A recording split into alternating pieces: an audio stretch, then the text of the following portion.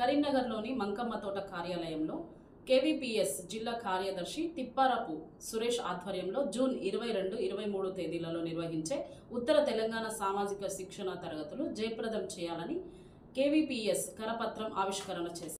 ఈ నెల 23-24 తేదీలలో కరీంనగర్ జిల్లా కేంద్రంలోని ముకుందరాల మిశ్రా భవన్లో సామాజిక శిక్షణ తరగతులు నిర్వహిస్తున్నాం. కేవీపీఎస్ ఆధ్వర్యంలో దేశంలో రాష్ట్ర వ్యాప్తంగా సామాజిక సమస్యలపైన అనేక పోరాటాలను కేవీపీఎస్ నిర్వహిస్తూ ఉన్నది.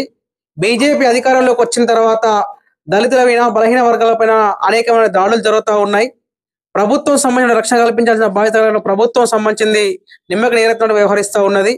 ఈ నేపథ్యంలో సామాజికంగా అనేక సమస్యలు ఎదుర్కొన్నటువంటి అట్టడుగు వర్గాలకి అండగా నిలుస్తున్నటువంటి కేవీపీఎస్ ఈ రాజకీయ చైతన్యం అందించడంతో పాటు ఈ దేశంలో జరుగుతున్నటువంటి అవినీతి పైన అక్రమాల పైన కూడా ప్రశ్నించేటువంటి విధంగా కూడా ఈ సామాజిక శిక్షణ తరగతుల్లో చర్చించబోతా ఉన్నాం.